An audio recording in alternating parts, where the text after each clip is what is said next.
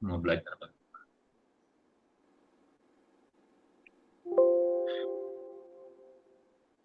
Saya mau kasih tema dengan judul apa yang membuat Allah tersenyum. Gitu.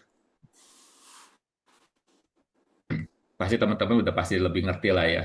Apa sih yang bisa kita membuat Tuhan tersenyum?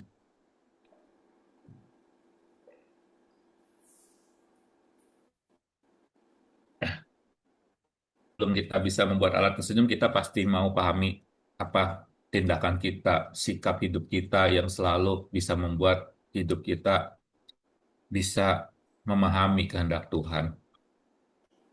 Saya mau ngambil contoh dari kisah Nuh. Ya, pasti ya, udah pasti tahu semualah tentang Nuh. Kenapa sih Nuh dipanggil Tuhan gitu. Dunia kalau misalkan nggak ada Nuh, mungkin semua kita udah nggak pernah ada kali ya. Bener nggak? Karena tinggal satu-satunya waktu Tuhan murka, ini manusia di dunia ini udah nggak ada yang bener gitu. Hanya tinggal Nuh satu-satunya orang yang bisa benar di hadapan Tuhan. Dan itu cukup membuat Tuhan tersenyum gitu. Dan tapi Tuhan mau ngetes apakah benar-benar Nuh itu bisa menyukakan hati Tuhan apa enggak gitu kan. Jadi Tuhan mau ngetes nih hubungan dekatnya. Kita mau Allah sangat rindu ya menjalin hubungan yang erat sama kita semua. Sama Nuh dulu pertama awal. Mau jalin dulu nih hubungan ini. Berapa nggak nih tinggal Nuh satu-satunya manusia di bumi yang bisa menyenangkan hati dia. Ternyata Nuh bisa bikin Tuhan tersenyum gitu. Nuh menjadi teladan nyata dalam kehidupannya dan berhasil menyukakan hati Tuhan.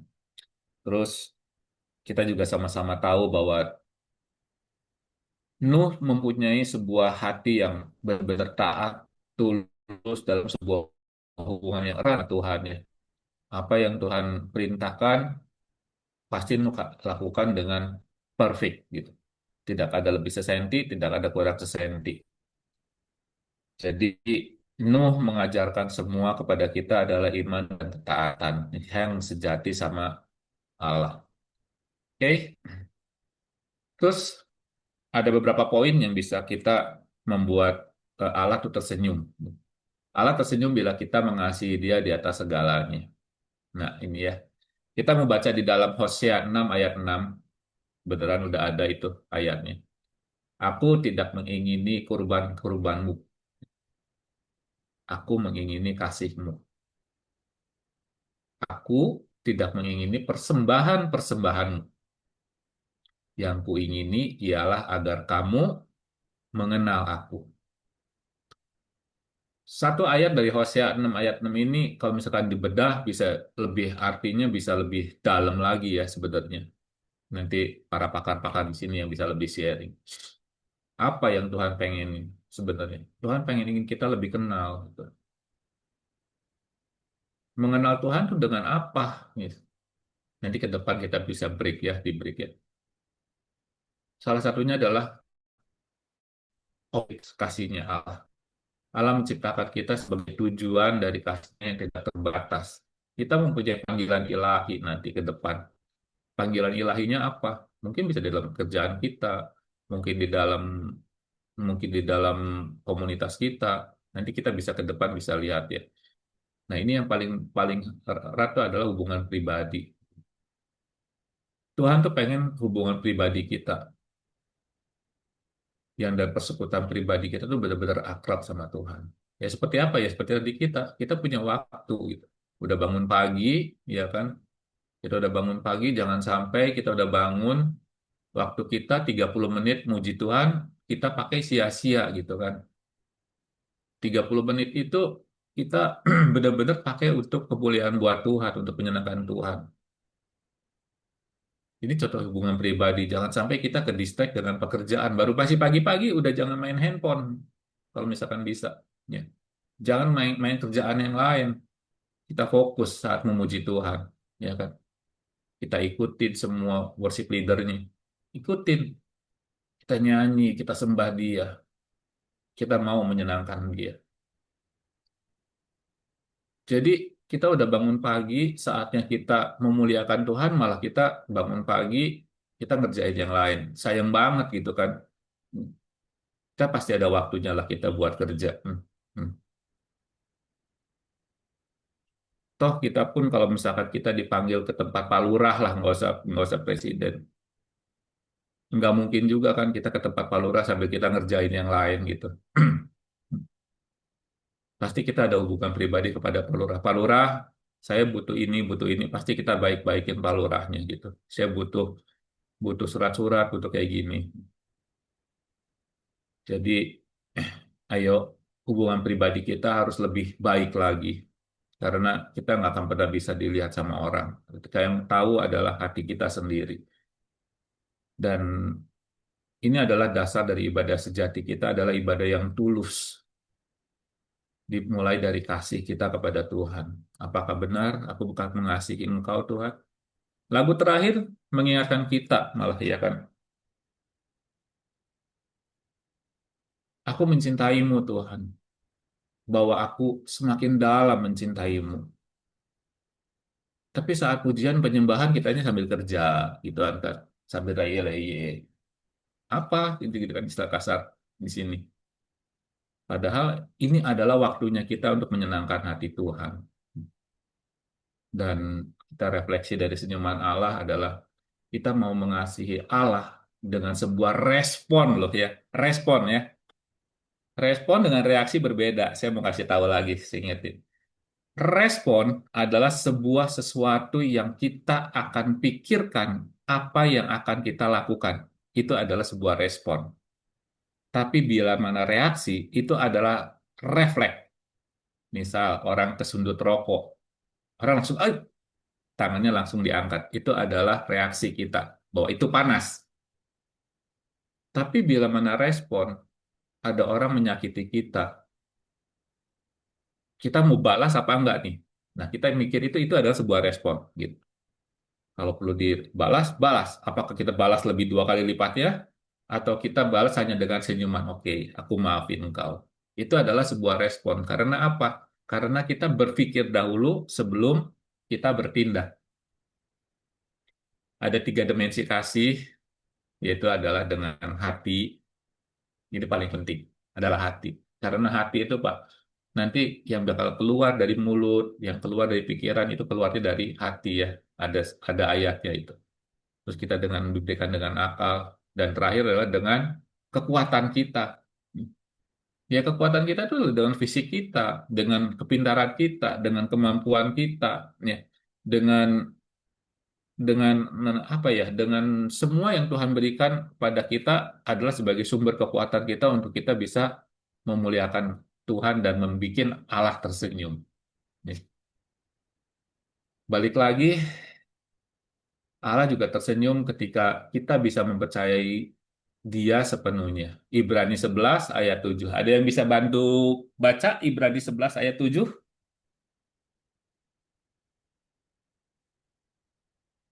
Yuk, ada yang bisa bantu?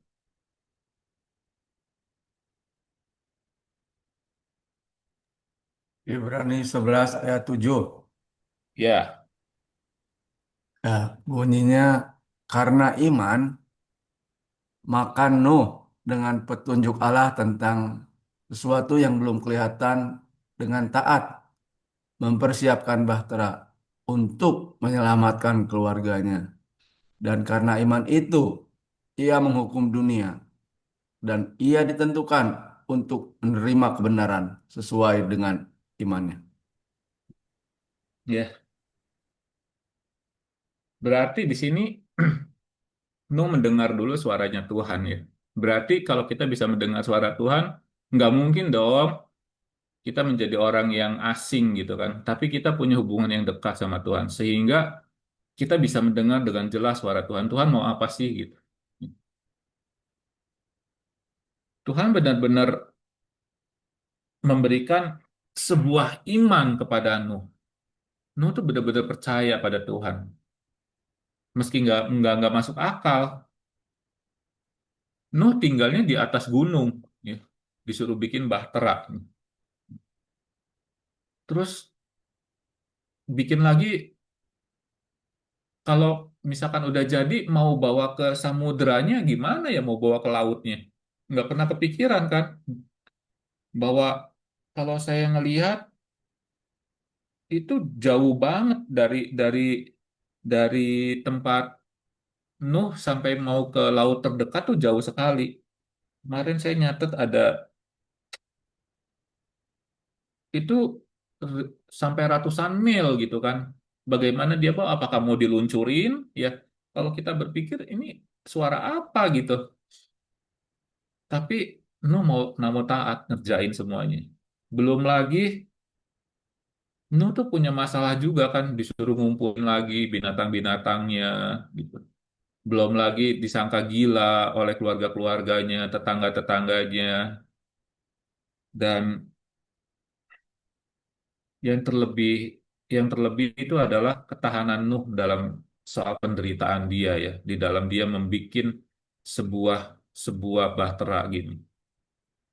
Nuh membuat bahtera itu kurang lebih 120 tahun. Betapa lamanya 120 tahun. Di dalam 120 tahun itu ya mungkin dia dihina, ya kan, diejek, lu gila lu Nuh, ya. Lu suara Tuhan dari mana lu? Ini. Hujan juga enggak, ya katanya. Hujan besar juga enggak ada, laut juga jauh, ya. Belum lagi Nuh harus ngumpulin binatang-binatang, ngasih makan, ya kan. Itu satu pekerjaan yang mustahil. Kalau saya ngerenungin bener-bener, ini Nuh nih emang luar biasa ya.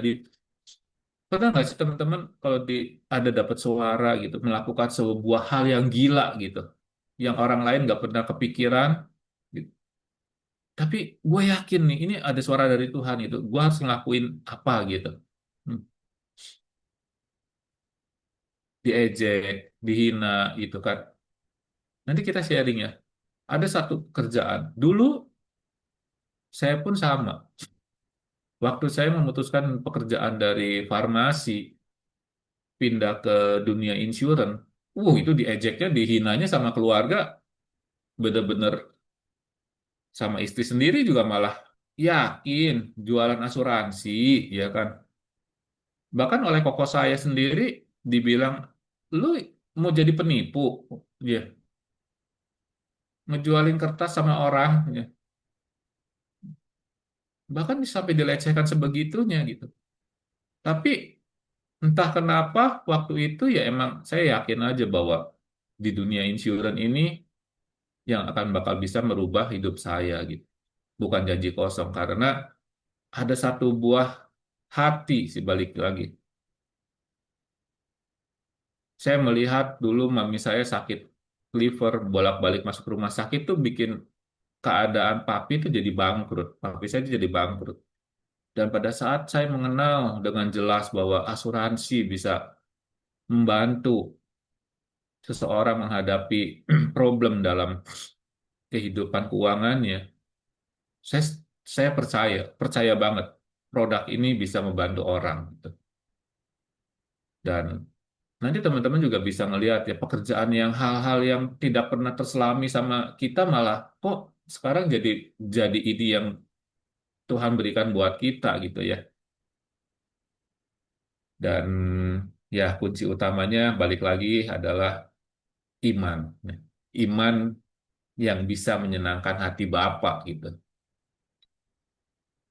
Kita nggak mungkin bisa juga berkenan kepada seseorang kalau misalkan kita juga sambil tidak suka gitu. Oh iya di Lukas gitu kan. Oh iya Kas ya. Di sama Lukas iya Kas. Oke iya iya tapi di belakang Lukas ya kita ngata-ngatain Lukas gitu kan. Itu sama aja seperti orang yang munafik gitu. Hmm. Percaya kalau kita bisa percaya sama langkah pertama yang Tuhan berikan, maka kita akan melanjut selanjutnya. Walaupun orang mau ngatain kita bagaimana, tapi kalau misalkan kita iman kita percaya ini suara dari Tuhan, kita bisa jalaninya dengan lebih sempurna. Kemudian Allah tersenyum ketika kita mentaati Dia sepenuh hati. Hakikat ketaatan adalah apa sih? Ketaatan yang menunda sebenarnya adalah bentuk ketidaktaatan. Misal, ayo apa yo? kadang sering ya kita sama anak-anak kita, Dek mandi, Eh, bentar pih, Dek belajar, bentar lagi nanti tanggung. Itu adalah sebuah bentuk ketaatan, nanti pasti dikerjain nanti. Tapi itu adalah cikal bakal dari sebuah bentuk ketidaktaatan yang menunda. Tapi Nuh beda. Pada saat Tuhan perintahkan A, siap Tuhan. Seperti seorang prajurit. Mana berani prajurit diperintah sama komandan? Ya mungkin ini ada prajurit di sini ya kan. Jadi kamu ambil mobil saya. Komandannya bilang ada yang berani. Bro Yudi bilang, bentar Dan, lagi kagok, lagi main game gitu. Berani? Besok dihitung ya. Besok tinggal nama besok ya. Gak ada yang berani. Begitulah kita. Kadang suara dari teman-teman, kadang dari hal yang kecil-kecil, kadang kita sering remehin. Sering diingetin sama teman-teman di sini ya kan. Ayo Mon, kamu jangan begini. Walaupun tidak langsung ke diri saya, tapi dari sharing teman-teman di BR, dari teman itu kadang suka ada tuh liatin si A aja bisa melakukan kayak gitu. Masa lu nggak bisa melakukan ketaatan seperti si bro A, si bro B, si bro C gitu. Itu adalah sering ya kita di dalam sharing kita gitu. Dan No itu menjadi teladan. Dia melakukan tepat seperti apa yang Tuhan pikirkan, apa yang Tuhan perintahkan. Dan beri buah ketaatan itu, taatan radikal, benar-benar radikal. Kalau orang sudah benar-benar taat, pasti radikal. Karena apa? Karena hidupku adalah untuk Tuhan.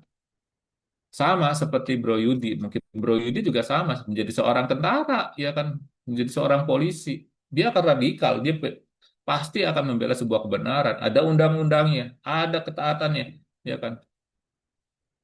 Ada sesuatu yang tidak baik, ada begal di jalan, masa ada ketemu begal di jalan, begal, apa kabar? Gimana? Dapat begal apa aja nih hari ini? Nggak mungkin kan begono. Ya. Begitu ada ketahuan di begal ya disikat sama sama Bro Yudi, bawa ke kantor polisi, kerem, ya kan? Begitu pula dalam kehidupan kita, pada saat kita benar-benar dapat sesuatu dari Tuhan, radikal lah, ya. Jangan tanggung-tanggung radikalnya. Jadi praktek ketaatan kita langsung dan menyeluruh, jangan pernah menunda-nunda lagi perintah Allah. Dan kita mau baca di ayatnya ada Kejadian 6 ayat 22. Yuk, Kejadian 6 ayat 22 dibuka yuk. Siapa yang mau baca? Silakan bantu. Kejadian 6 ayat 22.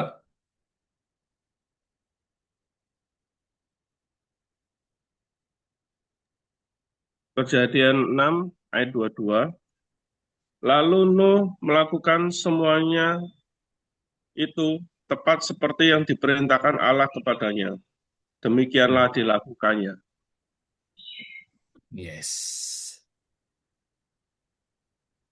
Nuh melakukan tepat apa yang Tuhan perintahkan. Udah nggak pernah ada yang aling-aling lagi ya. Oke, kita pun juga mau pada saat Tuhan perintahin sesuatu, ya Tuhan, aku lakukan. Nggak pakai nanti, nggak pakai entar, nggak pakai besok. Selanjutnya, Allah juga tersenyum bila kita bisa memuji dan bersyukur kepadanya. Ini hal yang penting juga ya. Dari Kejadian 8 ayat 20. Yuk, Kejadian 8 ayat 20 yuk.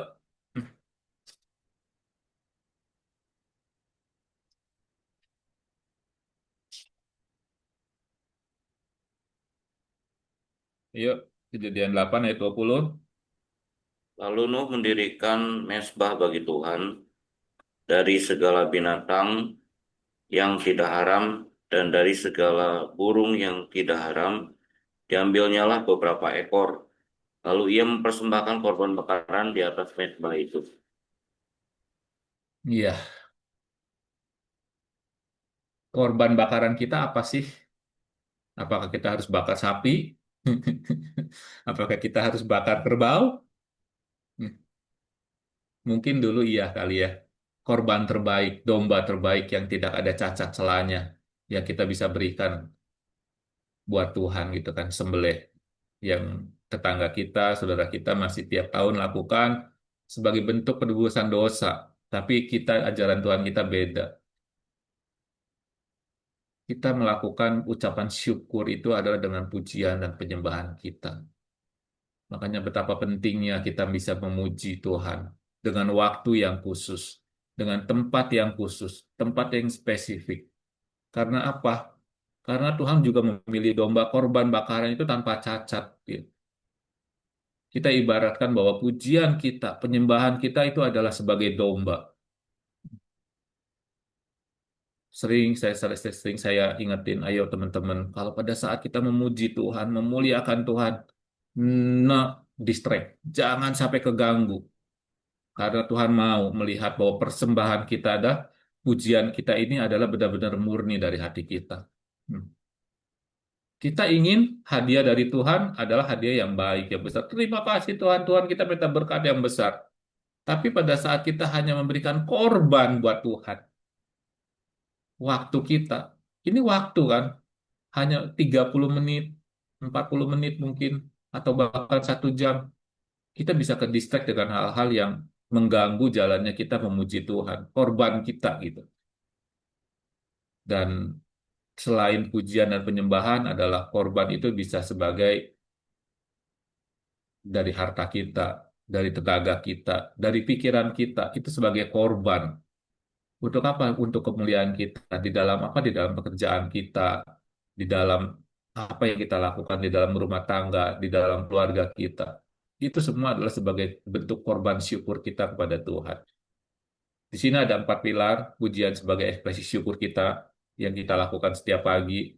Terus syukur tanda kepercayaan kita bahwa kita bersyukur Tuhan selalu memegang kendali dalam atas hidup kita. Kita memiliki kepercayaan penuh. Kemudian kita mempunyai aroma kehidupan bersyukur. Kehidupannya kita selalu bersyukur adalah menjadi gaya hidup ya. Yang sering kita gaungkan setiap pagi bahwa ini baik buat saya. Itu adalah sebagai bentuk rasa syukur. Apapun yang terjadi dalam kehidupan kita, selalu kita bisa bilang, terima kasih Tuhan, itu baik buat saya. Ya mungkin saat kita mengalami kehidupan yang sedang ada di bawah, sedang kehidupan yang sedang berjuang, adakah kita memiliki ucapan syukur Tuhan? Terima kasih untuk hidup ini. Terima kasih Tuhan, jika Engkau berikan aku untuk berjuang lebih keras lagi. Ada nggak kita bisa bersyukur kepada Tuhan buat semua proses yang sedang kita hadapi dalam hidup kita? Jadi, penyembahan sejati fokusnya adalah sikap hati yang selalu memuji Tuhan dan bersyukur dalam setiap keadaan sebagai wujud cinta kita kepada Allah. Ingat, pada saat kita mau ngedumel, pada saat kita mau marah-marah, saat kita mau merespon sesuatu yang tidak baik, ingat, kita mau membuat Allah tersenyum itu adalah dengan cara bersyukur bahwa ini baik buat saya. Dan selanjutnya, yang terakhir, Allah tersenyum kita menggunakan kemampuan kita. Ini udah paling the best ya. Kemampuannya apa? Kejadian 9 ayat 1-3. Ini agak panjang. Ada yang mau pagi-pagi mau olahraga baca? Lalu Kejadian Allah 9. memberkati Nuh dan anak-anaknya serta berfirman kepada mereka, beranak cuculah dan bertambah banyaklah serta penuhilah bumi. Akan takut dan akan gentar kepadamu segala binatang di bumi dan segala burung di udara, segala yang bergerak di muka bumi dan segala ikan di laut. Ke dalam tanganmu lah semuanya itu diserahkan. Segala yang bergerak, yang hidup akan menjadi makananmu. Aku telah memberikan semuanya itu kepadamu seperti juga tumbuh-tumbuhan hijau. Iya, luar biasa ya. Pada saat Tuhan sudah disenangkan, Tuhan bisa bilang, beranak cuculah. Dan bertambah banyaklah serta penuhilah bumi. Ayat 2-nya akan takut dan akan gentar kepadamu. Segala binatang di bumi dan segala burung di udara dan segala yang bergerak di bumi dan segala ikan yang di laut. Ke dalam tanganmu lah semuanya itu diserahkan. Ini mengibaratkan bahwa saat kita bisa memuliakan Tuhan, saat kita bisa membuat Tuhan tersenyum, seperti Nuh, ya kan? Tuhan nggak akan segan-segan lagi. Apa sih? Kamu mau apa sih? Ya kan? Sama seperti Bapak ya. Nah, kita tuh sebagai Bapak, kalau misalkan ngelihat anak pinter ngolong kita tuh sepelit-pelitnya seorang Bapak. Kalau anaknya pinter ngolo, ya kan? Papanya pinter, aduh, Papa capek ya, Pak, nih pulang. Jadi kerjaannya gimana, Pak? Seneng, seneng gak nanya, ya kan? Bikin ceria bapaknya gitu. Aduh, udah, kamu nih deket-deket papi. Ada apa sih? Mau ada apa kan? Tuh, tanpa diminta kan biasanya. Sering kan kita ngalami sebagai seorang bapak gitu. Ini pasti anak gua pengen ada apa-apanya nih, baikin gua nih, ya kan? Saya mengibaratkan begitulah pada saat Tuhan disenangkan oleh kita gitu kan, dengan pekerjaan kita, ya kan? Kita menggunakan bakat pemberian Tuhan, itu tersenyum. Bakat kita mungkin di bidang olahraga, atau bakat kita di bidang musik, atau bakat kita di bidang hal apapun juga, bisa selalu menyenangkan hati Tuhan. Tuhan tersenyum, selalu membawa Tuhan, ya kan, di dalam pekerjaan kita. Hmm. Terus gaya hidup, gaya hidup yang selalu memuji Tuhan, gaya hidup yang selalu bersyukur dalam kehidupan kita sehari-hari, itu akan kelihatan gitu kan. Orang yang membuat, yang bermunafik seolah-olah dia memuji Tuhan dengan orang yang benar-benar tulus hati memuji Tuhan, itu akan kelihatan, ya kan? Itu akan kelihatan. Karena apa? Karena orang yang munafik mau digimanapun ditutup-tutupi, pasti dia akan kelihatan dari apa? Dari tingkah lakunya. Sesuai nggak nih? Udah sepadan nggak nih? Gitu. Dan yang paling bisa dilihat adalah dari hasil dari buahnya ya, dari sikapnya itu. Dan kita bisa hidup sepenuhnya baginya untuk bisa menikmati setiap detail kita sama Tuhan, seperti Daud. Daud ingin memuji Tuhan 7 kali sehari, dan dia menyenangkan hati Tuhan dengan sangat luar biasa ya. Eh, dan kita juga harus bisa bersyukur sama atas kasih karunia Tuhan, sama niat yang tulus. Dan terakhir adalah kehidupan yang dipersembahkan. Kehidupan yang dipersembahkan itu adalah apa sih? Ya, ini hidup kita ini emang benar-benar sisa hidup kita tuh apa aja yang persembahin. Mulai dari tenaga, dari waktu, dari harta, ya kan, dari pikiran. Adakah kita semua mulai bisa lebih banyak memikirkan tentang kebaikan-kebaikan Tuhan dengan apa ya? Dengan mungkin dalam pergaulan kita ya, ujung-ujungnya ya. Kehidupan itu persembahkan untuk bikin Allah tersenyum, berbuat baik kepada manusia. Itu berbuat baik itu bukan bukan artinya Tuhan mengurangi atau menambahkan, Tuhan akan tambah saya, enggak juga, tapi memang itu menjadi gaya hidup gitu. Karena kita adalah anak-anak Tuhan. Jadi itu aja. Mungkin yang terakhir kita mau tambahin dari Mazmur 68 ayat 3.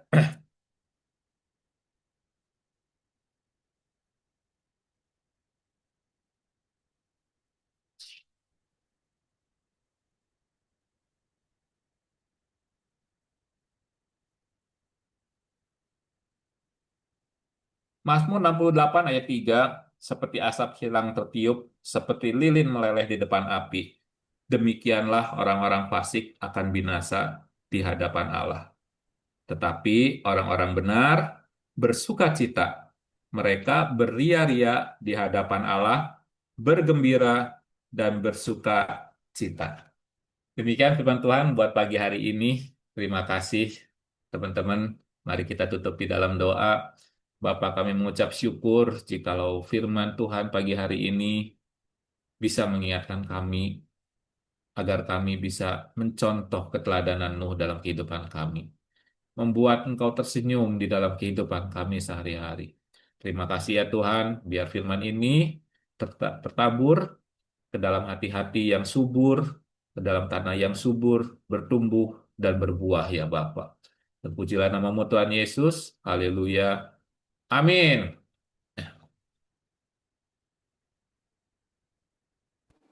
Ya, silakan Mas Bro. Thank you. Saya duluan boleh ya? Ini terima kasih ya Pak Simon. Ayat ini betul-betul kena di saya. Kadang-kadang nggak terasa karena merasa terlalu bisa, akhirnya menganggap sesuatu yang istimewa itu biasa. Ya, contoh ya misalnya kalau kita ini kepingin ya punya rumah mewah yang besar, akhirnya keturutan punya rumah mewah yang besar. Senangnya cuma sebulan. Berikutnya apa? Biasa. Ya enggak? Kita pernah merasakan juga toh, kepingin punya motor, kepingin punya mobil. Keturutan, seneng. Tapi senangnya sebentar. Selanjutnya apa? Biasa. Nah, ayat ini, Hosea 6 ayat ke-6 ini istimewa, saudara. Kita harus tahu ini nubuatan yang terus dibawa sampai di perjanjian baru. Ya. Kalau tidak salah, Matius 9:13 atau 9:12 lupa saya. Ya, itu diperkatakan lagi di perjanjian baru tentang pentingnya kasih setia dan pengenalan akan Tuhan. Ya. Karena apa? Kita tahu latar belakangnya Hosea ini, ya Nabi Hosea ini waktu itu diutus Tuhan di tengah-tengah bangsa Israel yang mengalami kemerosotan moral, kemerosotan keadilan sosial. Ya. Mereka tetap melakukan ibadah, mereka tetap mempersembahkan korban, tetapi hatinya jauh dari Tuhan. Tetapi kelakuannya jauh dari Tuhan.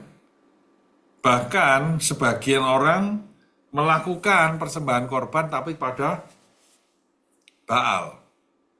Itu faktanya. Ya. Makanya kalau kita belajar Hosea 6 ayat 6 ini baca ayat keempat, mundur 2 ayat. Hosea 6 ayat keempat bilang apa? Kasih setiamu itu seperti kabut embun pagi yang sebentar lenyap. Ini juga mengingatkan kita, kadang-kadang kita gini loh, kita sering kali ibadah. Ya. Wah bagus firman-Nya. Ya, terus diajak penyembahan, nangis di hadapan Tuhan, wah senang. Gitu. Tapi sesaat, habis pulang gereja, bisa bertengkar di tempat parkir. Iya. Ya. Baru pulang gereja, makan di restoran, pelayannya nggak berkenan, marah-marah. Ini contoh-contoh kecil. Nah, yang dikehendaki di sini itu memang sesuatu yang dalam, saudara.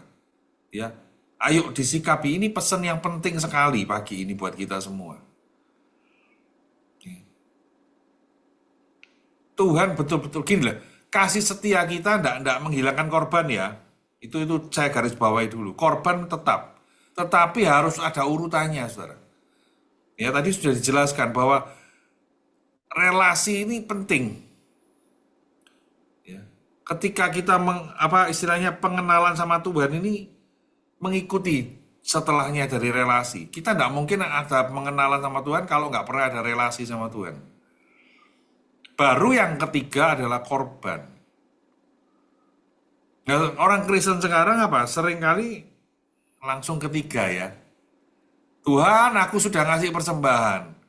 Ya, gereja mau pembangunan, aku ngasih persembahan paling banyak Tuhan. Apalagi yang punya duit dan sibuk kerja. Rasanya itu bisa dikamuflase ya. Dengan yang namanya korban. Aku sudah nyumbang ya. Apalagi terus di gereja karena nyumbangnya besar dikasih jabatan. Ya, duduknya paling depan. Wah, itu bahaya banget loh. Dan maaf ya, gereja-gereja sekarang banyak seperti itu. Lebih mengutamakan yang nyumbangnya gede, gitu ya. Nanti yang nggak nyumbang kalau ngeritik bilang, kamu nyumbang berapa kok ngeritik? Gitu. Nah, itu loh. Ini ayat dahsyat sekali. Ya. Penggenapan Hosea 6 ayat ke-6 ini apa? Sampai di kekekalan, saudara. Ya. Ini ayat ini profetik yang luar biasa. Gitu. Ya, yang harus kita hidupi. Karena apa ya? Hosea 6 ayat ke-6 ini membetulkan kita dari ritualnya kita. Ya, jadi jangan sampai kita berjalan dalam ibadah rajin, ya, termasuk VMP-nya rajin, ya, HB-nya rajin, tidak pernah bolos, ya. Tapi tidak terasa menjadi apa? Cuma sekedar ritual agamawi, Iya, nggak dapat apa-apa. Yang iya, penting aku absen, iya, ya. Waktu di screenshot mukaku ada. iya,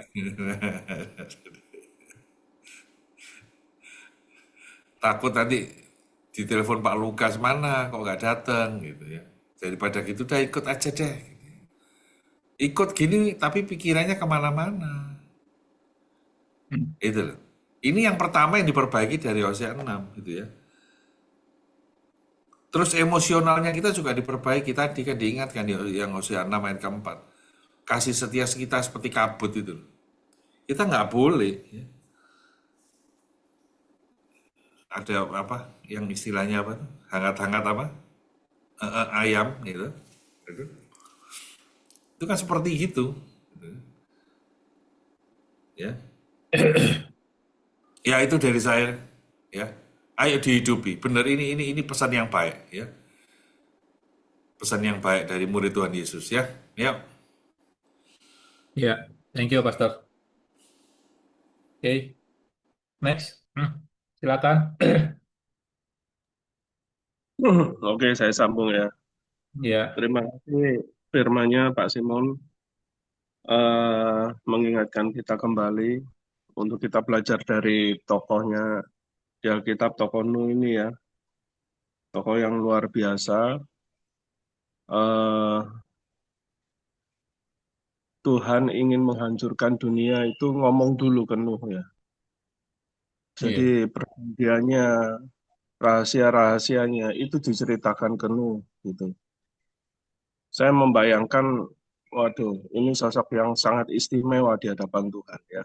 iya, Tuhan nggak hanya tersenyum dengan Nuh, tapi Tuhan itu menikmati hidupnya Nuh gitu. iya, Nah, saya langsung tadi ambil Alkitab saya ya. Saya mengingat kembali tokoh Nuh ini dalam Kejadian 6 ayat yang kelima ya. Saya untuk nambahkan aja ya buat referensi kita ya. Ketika dilihat Tuhan bahwa kejahatan manusia besar di bumi dan bahwa segala kecenderungan hatinya selalu membuahkan kejahatan semata-mata, maka menyesallah Tuhan bahwa ia telah menjadikan manusia di bumi dan hal itu memilukan hatinya ya. Tuhan sedih yang melihat manusia ya. Berfirmannya Tuhan, aku akan menghapuskan manusia yang telah kuciptakan itu dari muka bumi, baiklah manusia maupun hewan dan binatang-binatang melata dan burung-burung di udara. Sebab aku menyesal, dua kali dikatakan Tuhan ini menyesal iya, menciptakan manusia, bahwa aku telah menjadikan mereka. Nah ini ayatnya ya, yang kita perhatikan. Tetapi Nuh mendapat kasih karunia di mata Tuhan. Ayat yang ke-9, inilah riwayat Nuh. Nuh adalah seorang yang benar dan tidak bercela di antara orang-orang sesamanya. Jadi semua orang itu hidupnya nggak karu-karuan. Nuh ini beda sendiri. Dan Nuh iya, itu hidup gaul dengan Allah. Coba kita mau berpikir ulang ya. Bukankah di zaman Nuh ini, jangan-jangan kita ngalamin di zaman kita sekarang. Ya, kecenderungan hati kita itu cuma mamon, mamon, mamon, dan uang ya. iya, Kita hidup kawin mengawinkan, mikirin anak kita nanti gimana. Saya sudah mikirin juga jodoh anak saya. Ya, mikir nggak anak kita ini takut akan Tuhan? Bagaimana kehidupan kerohaniannya? Boro-boro kadang kita sendiri aja dengan Tuhan asal-asalan, seperti yang Simon tadi katakan ya, berdoa asal, menyembah asal gitu ya. Tapi kita lihat kehidupan Nuh ini sangat-sangat keren ya. Dan menurut saya harus kita teladani kehidupan Nuh ini karena hampir sama zamannya Nuh dengan zaman kita saat ini di akhir zaman. Ya, coba mungkin saudara tahu ya bagaimana file Epstein ya, Epstein file itu begitu jahatnya manusia itu. Iya, Nah, saudara, nggak ada cara lain kalau kita mau kita dan keluarga kita selamat.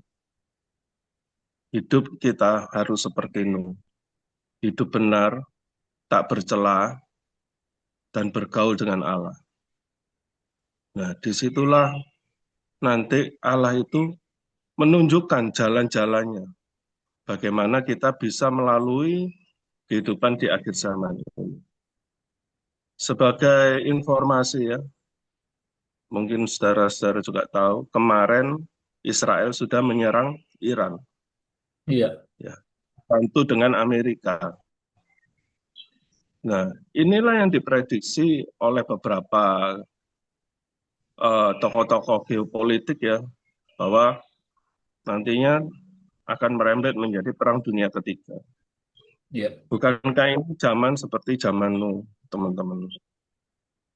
Percuma kita takut, percuma kita gelisah. Ya. Yang penting ayo kita hidup bergaul dengan Allah. Maka iya, di situ kita akan mendapatkan tuntunan dari Allah. Nggak iya, usah khawatir tentang bagaimana zaman ini akan berakhir dan sebagainya. Kalau kita hidup benar, tidak bercela di hadapan Tuhan, dan kita bergaul dengan Tuhan, pasti Tuhan akan menyatakan perjanjiannya dengan kita.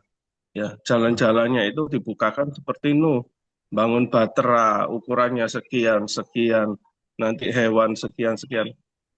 Tuhan cerita semua ke Nuh. Nah, saya yakin zaman sekarang ini bukan mustahil kita anak-anak Tuhan ini adalah Nuh Nuh Nuh Nuh di akhir zaman. Ya, amin. ya demikian Pak Simon yang bisa saya sharingkan. Iya, Eh, Beri kesempatan kepada yang lain karena banyak teman kita yang hadir pagi ini. iya, Sambil saya izin ya, Pak Simon, saya iya. Persiapan mau ya. ya Iya, thank perjamuan you. suci hari ini, soalnya. Sip. Ya, Iya, God thank bless you ya Mas Bro. teman-teman semua. Allah Tuhan. berkati Mas Bro. Thank you tambahannya. Iya, betul ya. Bahwa Nuh itu benar-benar bergaul karib sama Tuhan itu benar-benar ya. Luar biasa banget. Dia dicemooh, dicaci apa semua juga dalam selama 120 tahun itu hidup dia mungkin menjadi caci makian dari orang lain kali ya. Gitu. Karena apa? Tuhan punya misi ingin menyelamatkan dunia hanya gara-gara satu orang, Nuh gitu. Oke, next selanjutnya. Yuk, Bro Oki. Ya, shalom. Shalom, Bro. Ya, tadi banyak diberkati sama Pak Yosef. Terima kasih buat firmannya dan penjelasannya Pak Yosef. Ya, jadi saya diingatkan dengan hati-hati dengan segala macam bentuk aktivitas rohani ya. Tapi ujung-ujungnya cuma mengejar pengetahuan doang. Ya, Jadi diingatkan supaya saya ini jangan apa ya tadi ya, munafik saya gitu ya. Tapi iya, belajar dan ditekankan untuk mengenal Tuhan dulu, bukan langsung lompat ke nomor tiga katanya gitu. Bukan berarti iya, ditiadakan, tetap ada korban dikasih tahu. Dan jadi tadi dari Mas Simon kasih tahu juga kan bahwa ketaatan yang ditunda itu sama dengan bentuk apa, pemberontakan, ketidaktaatan. tidak taatan ya. Iya, Ya, kadang saya juga ya suka suka nunda gitu. Bahkan ujung-ujungnya ntar lupa. Kan seperti Tas itu. dulu bro, sama bro. Ya, tas dulu, tas. Berarti masih belum jalankan kebenaran. Jadi saya di sini ditantang untuk mengenal Tuhan secara pribadi gitu. Dan juga tadi dari Pak Ferdi juga bagus ya. Jangan takut. Misalnya kan memang kondisi sekarang lagi ngeri lah kalau dilihat ya. Iya, Tapi tetap kita sebagai anak-anak Tuhan berharap sama Tuhan, mendekat sama Tuhan, mengenal Tuhan itu paling penting itu ya. Jadi iya, em, supaya Tuhan bisa berkenan apa ya, senang gitu, disenangkan ya lewat kehidupan kita, iya, lewat tadi kan mengenal Tuhan lewat kesucian hidup, lewat berharap takut akan Tuhan. Itulah yang harus saya ingatkan, saya jalankan nggak cuman ada di pikiran doang atau ada di ditindak apa ya di sampai oke sampai di pikiran ada di tangan gitu ya kemauan gitu tapi belum ada nyampe di praktek. Nah ini yang saya rasa juga saya masih masih apa ya masih bergumul gitu ya. Berarti iya. yang saya tadi tuh dibukain di saya tuh ya saya cuma adanya di pikiran doang ada hasrat tapi belum sampai dek praktek gitu. Kekuatan. Ya, Sama seperti kayak tadi diingatkan seperti kayak Abraham kan itu beneran emang mau ditusuk itu beneran mau dibunuh gitu. Bukan hanya di pikiran baru di hasrat mau gitu. Walaupun udah sedikit maju ya oke ada di pikiran, oke ada di hasrat. Tapi bener nggak mau dan dilakukannya gitu. Tapi kadang-kadang dannya malah emosi marah-marah gitu. Udah di ketahuan udah ada, oh nanti mas saya pulang gereja iya bener saya mau hidup suci hidup kudus itu di depan Tuhan. Ah saya mau takut akan Tuhan. Tapi begitu prakteknya loh kok lain gitu. Tadi diingatkan seperti gitu. Oke deh, gitu aja. Terima kasih. sip. Thank you, Mas Bro. Ya, Yuk. sama ya. Apa yang tidak kita pikirkan malah itu yang kita lakukan malah ya. Sering kita melakukan hal yang sebaliknya gitu dari keinginan kita. Hmm. Semua tertulis dalam ayat firman Tuhan juga ada itu kayak gitu semuanya. Ya, thank you bro untuk diingetin juga. Yuk, lanjut. Next. Saya singkat aja, Yuk, Bro Freddy. ya saya singkat aja. Ah, saya diingetin lagi di sini itu saya udah bersyukur belum sama Tuhan. Tuhan itu baik, Tuhan sudah memberikan saya kehidupan. Saya juga normal, ya seringkali kalau dulu tuh saya sering bersungut-sungut. Terus yang kedua, saya juga selalu ingat dari perkataan Coach Simon dan kadang saya juga masih seringkali jatuh. Sudah belum sih saya memberikan yang terbaik untuk Tuhan? Dan yang terakhir saya juga hari ini ditegur, kalau memang saya ini anak Allah, anak Tuhan, apakah perbuatan saya ini udah benar belum? Jangan saya seperti orang-orang lain di dunia. Itu aja sih yang saya dapat dan saya mesti harus berjuang. Terima kasih. Iya, bro. Sama ya, bro. Semua juga kita ditegur bahwa hidup kita ini sudah mencerminkan belum gitu. Sikap dan kelakuan kita di masyarakat itu adalah sebagai bentuk buah roh sebenarnya, iya kan? Kita terima firman tiap pagi itu adalah sebagai teorinya. Masuk ke dalam hati, direnungin, dipelajari. Tapi pada saat pelajaran firman Tuhan itu, saat praktek, saat ada kejadian, dipraktekkan enggak tuh. Dan itu adalah sebagai buah roh. Ya. Dan betapa seringnya kita sebagai manusia juga gagal mengaplikasikan buah roh dalam kehidupan kita. Padahal buah roh itu cuma 9 ya. Bayangkan kalau buah roh itu ribuan. 9 aja sulitnya ampun Tuhan, ya kan, untuk bisa menghasilkan buah roh. Ya, thank you Bro Freddy. Singkat, padat, jelas, tapi nusuk ya. Semuanya kita diingetin untuk kita bisa memberikan dahulu. Hubungan kita bisa mengenal Allah terlebih dahulu. Sudah kita baik di hadapan Allah. Thank you Bro. Yuk, Pak Yudi, monggo. Ya, shalom, selamat pagi. Terima kasih untuk Pagi Bro. firman-Nya. Saya ditegur ya, diingatkan masalah ketaatan. Ketaatan, terus ucapan syukur. Ya, kadang-kadang kan ketaatan itu ya benar juga kata Pak Pastor Yosef, jangan sampai apa yang saya kerjakan setiap hari itu sebagai rutinitas, itu suatu yang kebiasaan, hal yang harus terbiasa lah, nggak ada eh, buah yang dihasilkan dari apa yang sudah saya terima. Ketaatan itu sebenarnya yang tahu itu, yang koreksi itu hati kita sendiri gitu. Saya sendiri Iya, kadang yang melenceng, yang menyeleweng itu kadang hati saya negur gitu ya. Karena iya, kita dibalas ya sekali-kali nggak apa-apa lah. Sekali-kali nggak apa-apa, lama-lama jadi keterusan, kebiasaan. Jadi kebiasaan nanti ya. Nanti jadi lama-lama jadi karakternya malah hati yang jadi keras gitu ya. Jadi nggak mau dengar iya, teguran. Ya. Kemudian yang masalah ucapan syukur ya. Tadi di Hosea 6 ayat 6 juga memang benar-benar Tuhan itu tidak, dari itu korban, tidak, ini kan korban sembelihan ya. iya, Dari itu aku nyukai kasih setia, bukan korban sembelihan.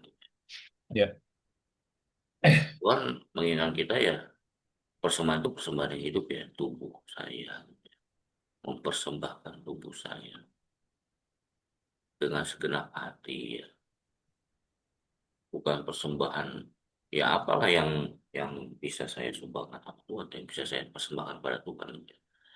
Nggak ada apa ya, nggak seberapa gitu ya. Justru yang saya terima dari Tuhan itu begitu melimpah gitu ya. Yang saya berikan itu nggak seberapa, dan Tuhan itu sebenarnya mengingat itu ya ketaatan kita, ketaatan, kasih setia ya di hadapan Tuhan, di hadapan Tuhan. Nah ini yang saya masih proses proses dalam melakukan, mempraktekkan. Jangan sampai saya eh, mendengar firman aja, tapi mempraktekannya belum mau gitu, enggan. Ya takutnya nanti lama-lama ya jadi membatu. Itu aja pasti. Paling Pak Iman, makasih. iya, bener ya. Seringkali kadang kita juga terlena karena udah rutinitas, jadi segala sesuatu yang menjadi rutinitas itu menjadi akhirnya jadi kering. Kenapa saya fokus juga tentang pujian penyembahan? Kita selalu berdoa, Tuhan, biarkanlah pujian dan penyembahan ini sebagai dupa yang berbau harum. Sering kan kita dengar begitu. Sifat dupa, kalau udah wanginya wangi A, dibakar gimana pun juga tetap akan wanginya begitu ya. Tapi pujian penyembahan kita kadang nggak seperti dupa loh sebenarnya. Pujian-pujian penyembahan kita kepada Tuhan hanya cuma sebagai ritual doang akhirnya ujung-ujungnya. Adakah hati yang terkoneksi sama Tuhan pada saat kita memuji, memuliakan nama Tuhan? Jangan sampai pada saat memuji nama Tuhan, menyembah nama Tuhan, didapati kita sedang ngorok. Gitu. Seperti kemarin ada screenshot saya tuh ya kan. Itu pas banget lagi pam, lagi mangap. Itu benar-benar kehadirat Tuhannya lagi datang banget tuh ya. Hmm. Hmm.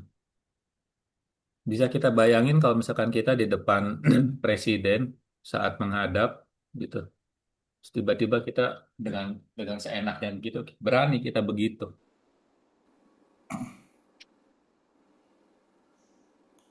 Paling dibawa pas pampres. Iya, itu langsung Pak. Ini langsung propamnya langsung datang, tempelengin sama propam kayaknya ya, langsung ya. Mungkin propam juga sebel gitu ngelihat. Apakah Tuhan juga nggak sebel gitu ngelihat kita ada waktunya buat pujian penyembahan sama Dia, malah kita dengan sikap tubuh yang tidak baik. Karena apa? Karena kita merasa sudah menjadi rutinitas. Hmm. Thank you Mas Bro. Jadi diingetin bahwa jangan terjebak gitu kan. Ya, thank you. Yuk, silakan Bro Mardi. Selamat dulu buat Pak Mardi yang sudah menempati rumah barunya. Weh, pindahan toh. Selamat, Oh iya selamat. iya iya iya, mantap Mas Bro. Diberkati terus rumahnya. Semoga rumahnya menjadi rumah pribadi. Dalam nama Terima Tuhan kasih, Yesus kita terima doain kasih. ya. Eh, Terima kasih semuanya. Amin. Amin. Saya masih seorang pengembara, Pak. Mengembara sana sini, ke sana dan ke sini. Suatu saat pasti akan ada stopnya, Pak. Amin, amin, Amin. amin. Amin. Tuhan memberikan yang terbaik. Oke, terima kasih semuanya. Hari ini tentang menyenangkan hati Tuhan ya. Kalau dulu korban bakaran, Tuhan menikmatinya dengan korban yang sempurna. Tapi di perjanjian baru dikatakan di bentar ya, di mana tadi? Ibrani atau apa ya tadi lupa saya. Hmm. Eh, Roma 12 ayat 1 ya. Roma 12 ayat 1 berkata, persembahkanlah tubuhmu sebagai persembahan yang hidup. Nah, di perjanjian lama korban sebagai sesuatu hal yang Tuhan nikmati, yang korban sempurna dan Tuhan sangat menikmatinya. Tapi di perjanjian baru berubah, bukan korban hewan lagi, tapi hidup kita yang Tuhan nikmati. Nah, coba kita kata Paulus, perhatikanlah hidupmu dengan seksama bagaimana kamu hidup. Coba kita perhatikan hidup kita, apakah hidup kita sudah menyenangkan hati Tuhan kan? Sebagai korban persembahan yang Tuhan nikmati hidup kita. Seperti kata Pastor Yosef, kehidupan kita jangan sebagai sebuah rutinitas saja.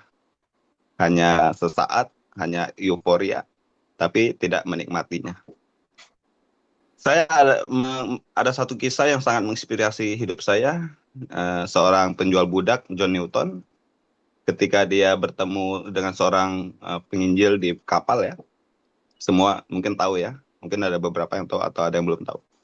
Dia bertemu Tuhan di tengah badai dan akhirnya dia bertobat dan menjadi seorang penginjil yang besar. Dan dia menciptakan sebuah lagu Amazing Grace ya. Wow, luar biasa sekali. Itulah yang Tuhan mau dalam hidup kita. Ketika kita bertobat, ketika kita bertemu dengan Tuhan, kita mempersembahkan hidup kita untuk kemuliaan namanya. Ada seorang penyanyi ya, Fanny Crosby ya. Dia lahir normal, tapi dalam perjalanan hidupnya dia buta ya. Buta bukan karena kesalahan dia, tapi dokter memberikan vonis yang salah dalam hidupnya.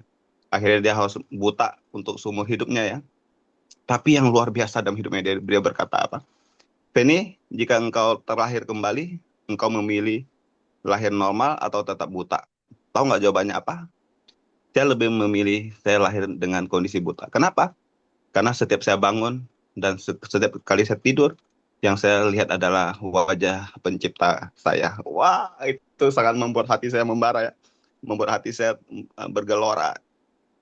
Setiap saya bangun dan setiap kali saya tidur, yang saya lihat adalah wajah penciptaku. Wah, luar biasa. Coba kita itu ada dalam hidup kita ya, bahwa setiap kali kita bangun dan setiap kali kita berjalan, setiap kali kita menikmati kehidupan kita sehari-hari dan sampai saat kita menutup mata di malam hari, yang kita lihat adalah wajah pencipta kita. Luar biasa. Tidak mungkin Tuhan tidak memberkati hidup kita jika hidup kita dinikmati oleh Tuhan kita Yesus Kristus. Persembahkanlah hidupmu sebagai persembahan yang Tuhan berkenan dan menjadi harum di hadapannya. Terima kasih, itu dari saya. Iya, thank you bro. Bener ya. Berarti intinya buka mata, hubungan dulu sama babe, tutup mata, mau tidur, tor muka juga sama babe gitu.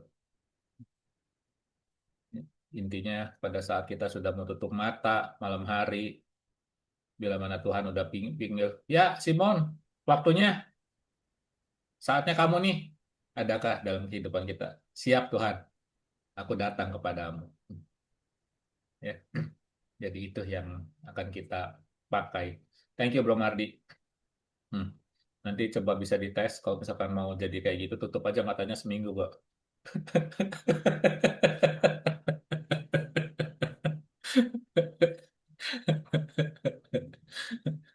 Nanti satu lagi juga kita akan bisa cerita dari dengerin ceritanya Bro Irfan juga ya.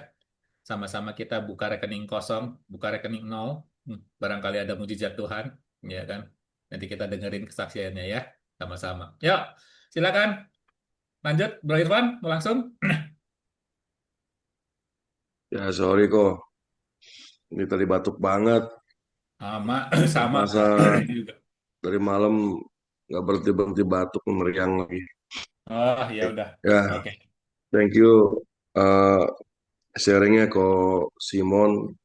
Memang kalau saya lihat sharingnya kok Simon ini ya relate dengan apa yang dilakukan ya. Maka dia berbagi sharing itu dia sudah lakukan gitu. Saya selalu lihat saat pujian penyembahannya yang paling serius emang ya kok Simon gitu.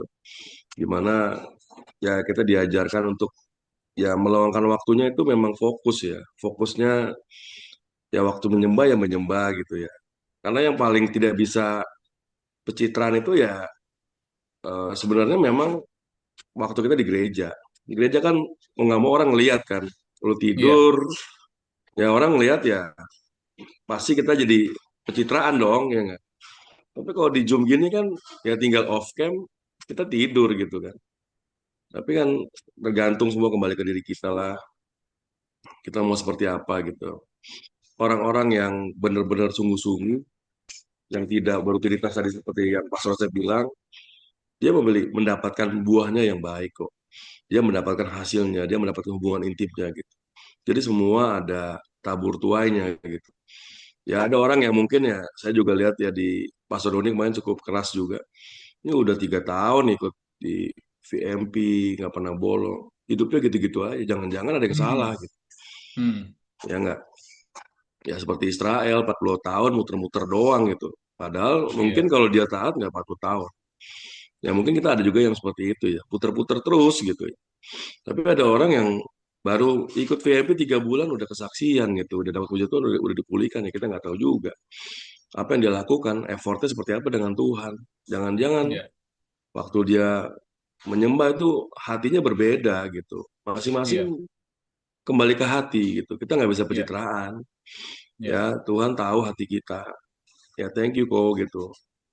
Cukup keras buat kita. Ya jangan main-main gitu.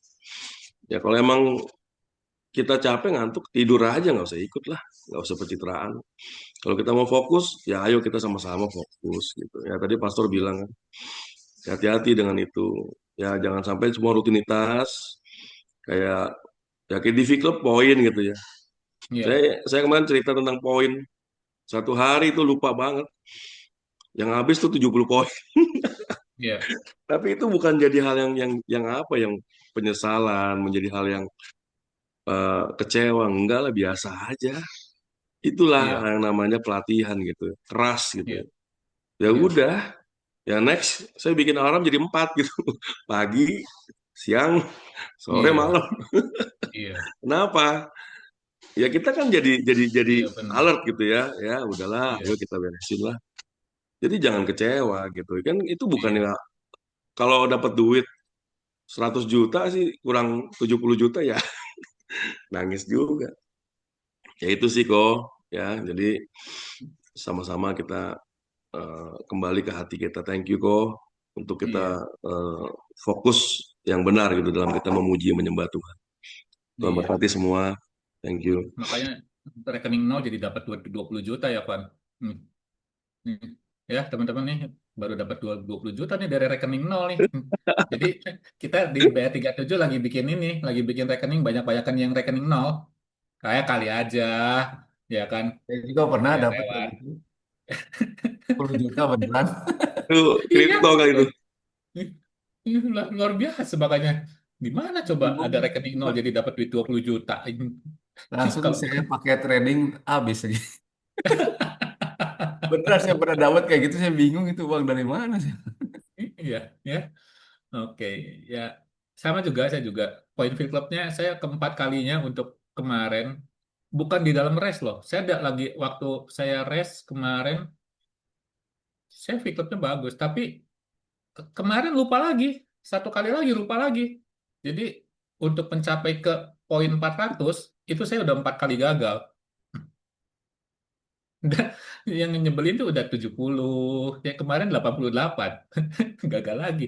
Bukan gara-gara lagi rest capek, enggak loh. Lagi santai, padahal nggak ada kerjaan apa-apa, bisa bablas lupa gitu kan. Jadi itu pengingat buat saya betapa bahayanya zona nyaman. Lagi Tapi lagi pernah sombong juga sih kok waktu itu kan ya. iya. Gue mah nggak mungkin bolong nih. Saya bilang pernah gitu. Itu udah Iya, iya. 250 tuh. Iya, Tiba-tiba iya, waktu iya. yang ke Bandung itu, yang saya ada meeting di Bandung, Iya. pulang malam, pagi-pagi pas WP, itu kaget banget. Poin hilang 70. Ya itulah unik lah unik. Thank Iya. you kok. Ya, oke ya. Jadi memang di klub tuh emang seru sih ya, ya. Ngerjain di klub tuh. Ya. Yuk, next. Siapa, Ya, Mas Bro, yang belum? Yuk, silakan. Monggo. Bro Indra, silakan. eh, thank you tadi sharing firman Tuhannya. Jadi saya eh, nyorotin dua hal aja sih. Yaitu satu kata tulus, kedua sadar. Jadi di mana saat kita mau worship itu yang penting tulus ya. Maksudnya tulus Ya, itu tanpa motivasi yang macam-macam. Ada orang kan yang menyembah wah gitu, tapi motivasinya ternyata miring gitu. Mau ya, apalah atau ini dan itu suatu ya, poin yang penting kalau buat saya. Tapi juga di situ dikatakan mengarahkan tindakan untuk memuliakan Tuhan. Jadi fokusnya itu untuk pemuliaan Tuhan gitu, bukan bukan tujuan kita apa dan lain-lain, motif-motif yang nggak benar gitu kan. Terus yang ya, kedua sadar. Sadar itu artinya kita apa ya, punya awareness bahwa Tuhan itu selalu ada gitu. Sekitar ya, kita, yang lihat kita, dia tahu isi hati kita selalu. ya, Jadi di saat kita sadar itu automatically yang lain akan terpenuhi gitu. Karena ya, contohnya gini ya, kalau tadi kayak Coach Iman ngomong, kita misalnya diundang presiden gitu kan. Kalau kita sadar presidennya itu ngelihat kita, ya kita mungkin lebih lebih apa ya, lebih fokus waspada. gitu kan, nggak Ya, mungkin tiduran sampai sampai mangap gitu kan, nggak mungkin gitu karena kita aware bahwa kita dilihat. Begitu juga keseharian kita, kalau kita aware bahwa segala tindakan kita, segala apa yang kita lihat, apa yang kita katakan itu selalu apa ya, ada kehadiran Tuhan, itu kita akan jauh lebih hati-hati gitu. Itu aja sih yang dari saya. iya, benar bro. Semua tindakan kita itu balik lagi kita dari hati semuanya ya kan. Apakah emang kita punya sikat hati yang tulus ya kan? Bukan hanya untuk apa pencitraan. Mungkin banyak sekali gereja-gereja sekarang semuanya pencitraan ya. Ya kita udah jadi rahasia umum lah. Ya kan? Datang ke gereja sekarang paling enak adalah, wah, worshipnya yang paling enak, yang pujian penyembahannya yang paling nendang siapa nih, ya kan? Musiknya kayak gimana nih, bandnya gimana nih, ya kan? Sound systemnya gimana nih, ya kan? Tapi kita beruntung bahwa kita mengenal VCI gitu kan, kita bisa mengenal karakter Tuhan lebih lagi dan kita akan membangun hubungan dengan Tuhan itu dengan dasar landasan hati kita mau dekat sama Tuhan. Kita ingin menyenangkan hati Tuhan. Ya, thank you bro, bro Indra untuk analisanya. Thank you. Yuk, silakan. Siapa? Ini ada Om Niko nih, tumben. Hai bro, Silakan bro. shalom semua pagi. Shalom bro. Salam, Mantap bro. salam. Ya, terima kasih ya Bro Simon. Firman Tuhan yang dibawakan hari ini bagus. Saya mikir ini menarik sebenarnya. Kenapa yang diomongin Nuh gitu kan? Kalau contoh ketaatan kan bukan Nuh doang gitu, tapi banyak yang lain juga ya. Nah, Iya, kalau kalau sekarang zaman Nuh itu sekarang ini, mungkin saya termasuk, bukan mungkin ya, kayaknya emang orang yang termasuk kena air bah gitu. sama bro. Nah, ya puji Tuhannya bukan saat ini kan gitu kan, dan puji Tuhannya Tuhan Yesus sudah mati buat kita 2000-an tahun yang lalu gitu, dan saya nggak berhenti bersyukur tentang itu gitu kan. Em, tadi juga dibawa tentang bersyukur dan menyenangkan Tuhan ya. Nah, jadi ibaratnya gini, timbal baliknya ya, kita udah ditebus sama Tuhan, udah diselamatkan, sudah sangat dikasihi, gitu kan. Jelas-jelas ya kalau perbandingannya zaman dulu kan, memang dirasa nggak pantas dibasmi pakai air bah. Gitu. Tapi ternyata pendekatannya sekarang berbeda, nggak pantas tapi ditebus. Gitu. Nah, lalu yang saya lakukan apa sih untuk Tuhan, untuk menyenangkan Tuhan, kan gitu pertanyaannya ya. Bersyukur, sebenarnya tadi dijawab banyak ya, ada bersyukur gitu, ada taat, ada nggak menunda-nunda ya, dimana kita semua sekarang diingatkan untuk ya melakukan semuanya gitu. Kita nggak bisa cuma pilih-pilih, gue cuma pengen menyembah, gue nggak pengen bersyukur gitu kan, nggak bisa juga. Saya cuma pengen bersyukur tapi nggak pengen mengambil tindakan apa-apa, ya nggak bisa juga gitu ya. Memang di semua aspek kehidupan ini kita diminta untuk improve ya. Ya. Mungkin diminta untuk sempurna nggak bisa gitu kan. Tapi kita diminta untuk berusaha, untuk berbuah, untuk improve. Nah, untuk berbuah kan memang ada effortnya juga ya. Tanaman itu kan bukan cuma diem, akarnya di dalam aktif nyari sumber nutrisi ya.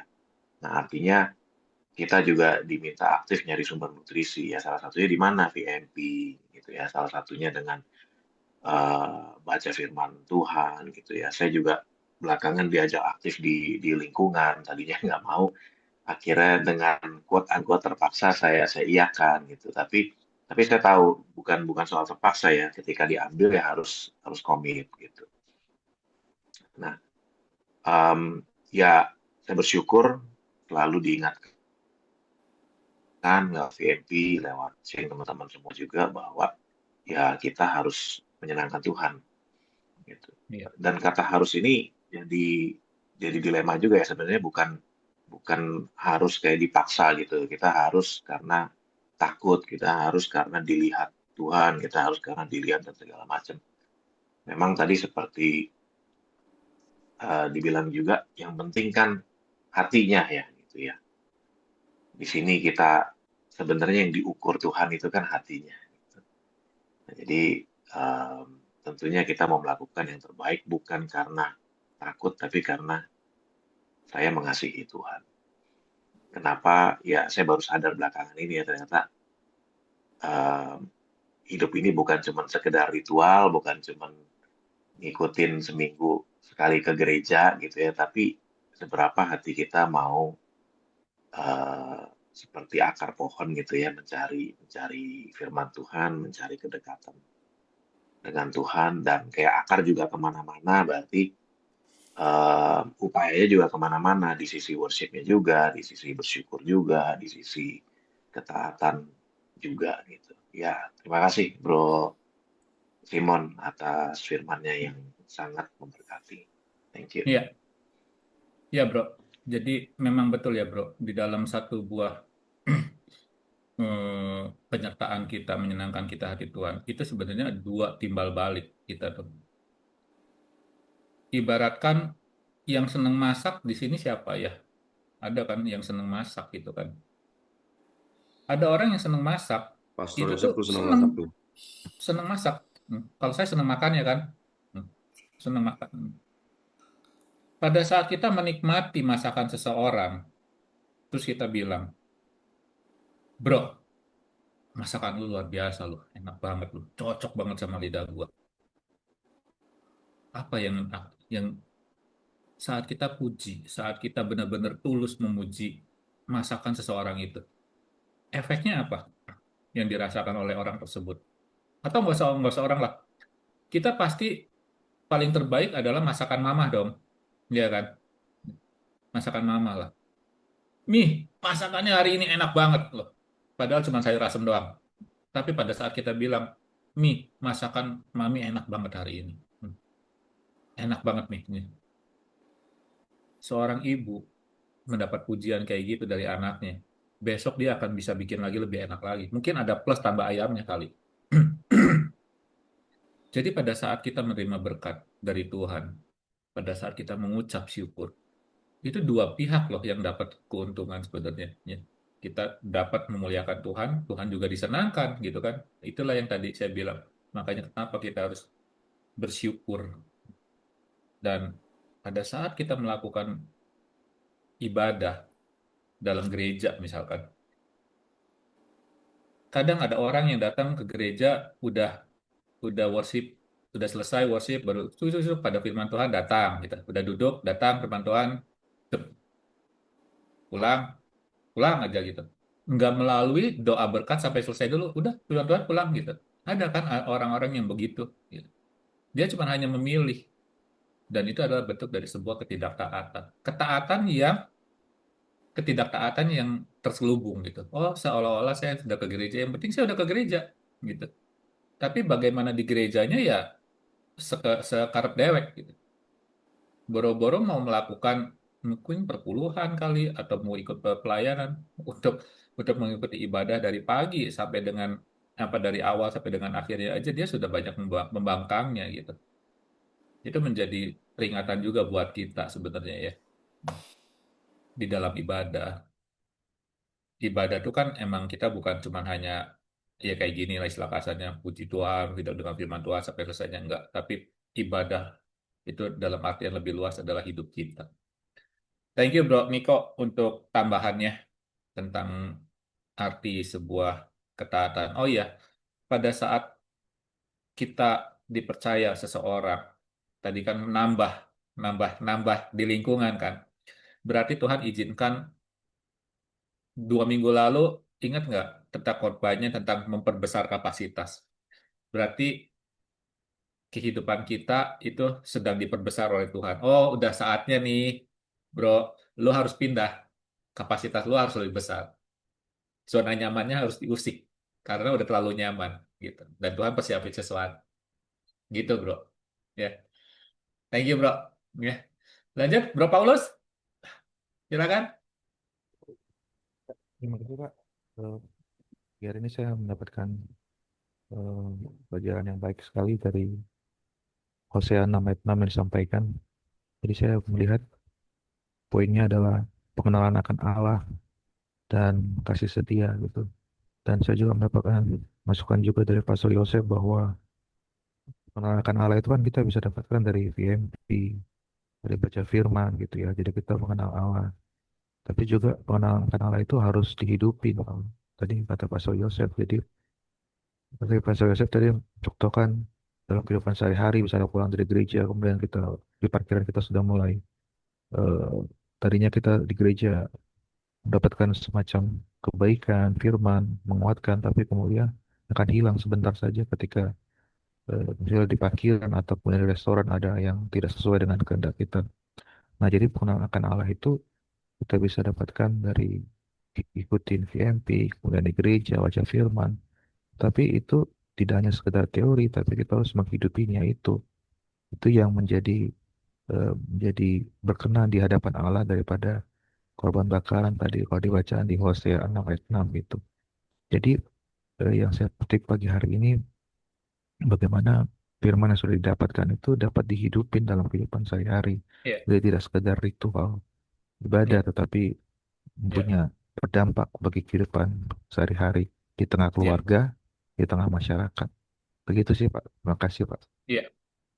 Benar ya bro, ujung-ujungnya akhirnya adalah buah dalam kehidupan kita akan dilihat gitu. Bukan hanya sebagai ritual, tapi buah kita di masyarakat tuh kita udah berarti belum gitu.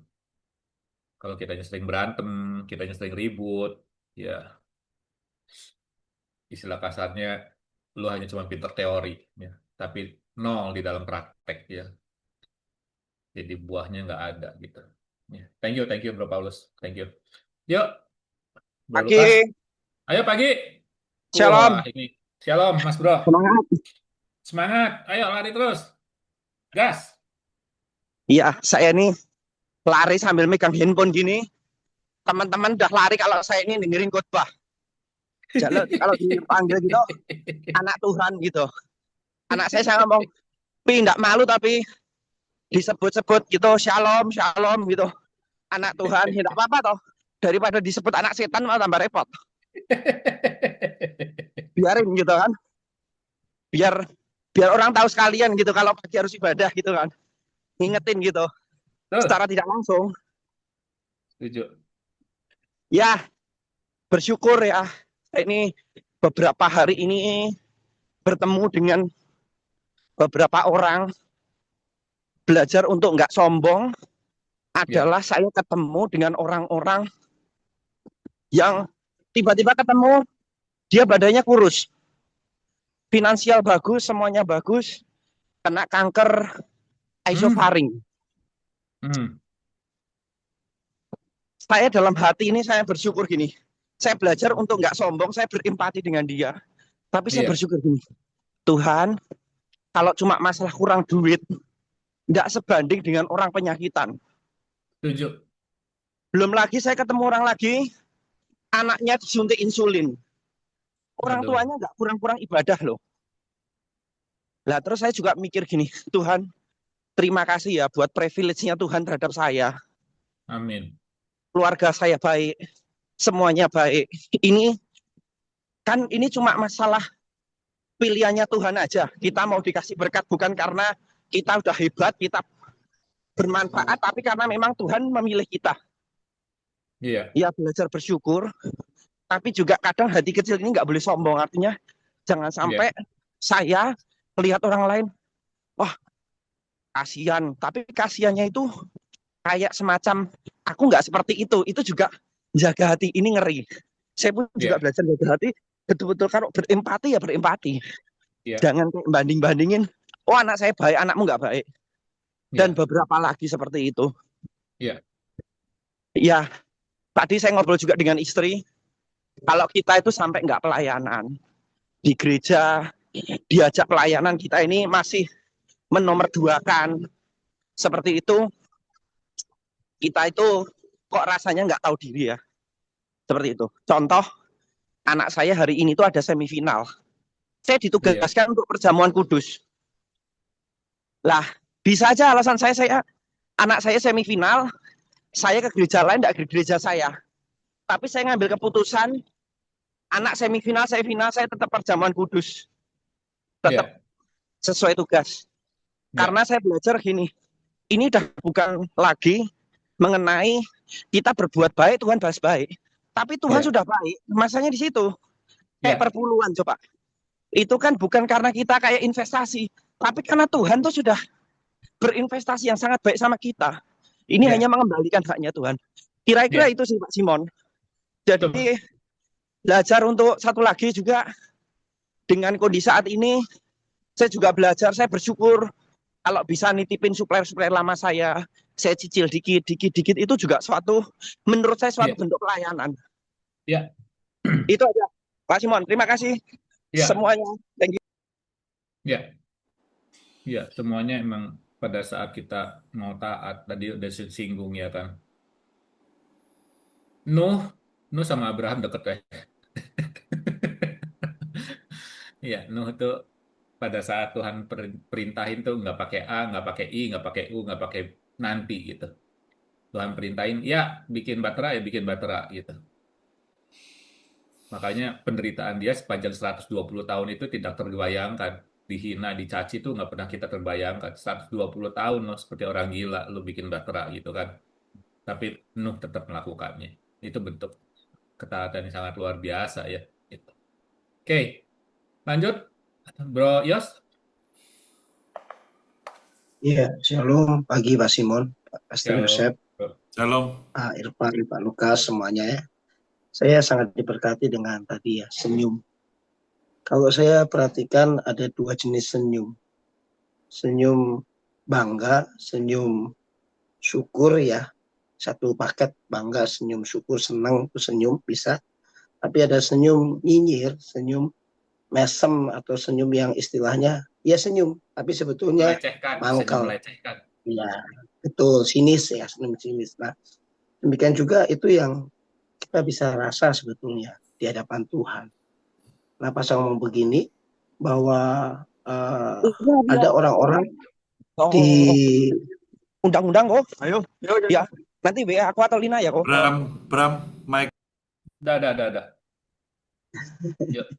Jadi di dunia pelayanan di dunia gereja, bahkan di hadirat Tuhan, Tuhan bisa senyum senang, senyum bangga, senyum syukur, anakku teko, anakku datang, anakku melakukan apa yang aku kehendaki. Itu senyum yang pertama yang kita harapkan. Atau senyum nyinyir, sinis ya kata Pak Simon gitu ya, senyum ngeledek gitu, mesem ya.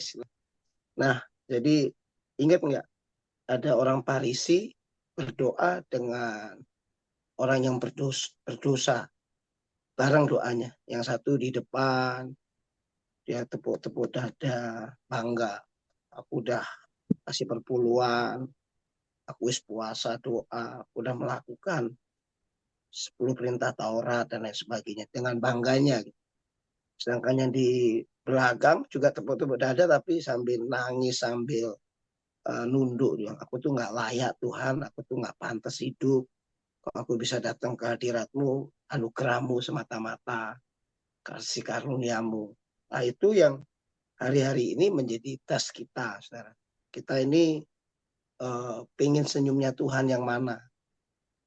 Pengen senyumnya Tuhan yang mana? Senyum Tuhan bangga, senyum Tuhan seneng, senyum Tuhan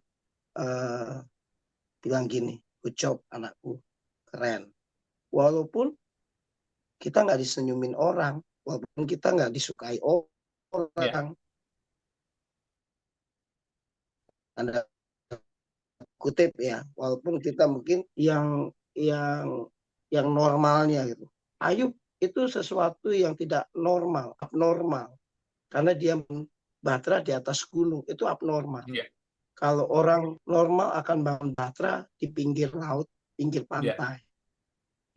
Bukan sesuatu yang normal, bukan sesuatu yang disukai orang. Makanya, bukan Ayub, Nuh maksud saya. Nuh itu menjadi sesuatu yang sangat hebat ya, artinya ketaatannya yang bikin Tuhan senang gitu ya, yang bikin Tuhan itu berkenan sama Nuh dan keluarganya. Saya mau bilang 120 tahun. Nah, saya cuma mau pastikan, saya pengen ketika saya melayani, ketika saya khotbah, saya WL, ketika saya bantu penggembalaan, ketika saya di kelompok sel, yang saya mau pastikan adalah senyuman dari Tuhan yang pertama. Tuhan senyum, walaupun orang lain belum tentu senyum sama saya. Belum tentu orang lain bilang gini, makasih ya Pak Yos, bagus lo khotbahnya, bagus lo sharingnya, bagus lo WL-nya. Belum tentu. Tapi kadang-kadang kita melakukan ibadah kita, liturgi kita, peran kita, yang ada adalah kita berharap manusia mengucapkan good job bro, keren bro. Nah, saya pernah merasa begini, pernah nggak kita pelayanan nggak ada yang ngucapin terima kasih, nggak ada yang muji, nggak ada yang bilang keren, padahal kita udah all out. Sebetulnya kita tinggal menengadah ke atas, kita lihat Tuhan seneng nggak hari ini, Tuhan disenangkan nggak, daripada kita ngelihat pengen hebat lu Yos, keren.